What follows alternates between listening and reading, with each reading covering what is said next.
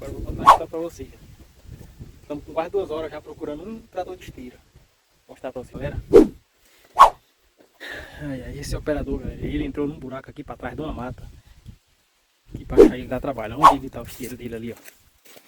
Escondido. E bem escondido.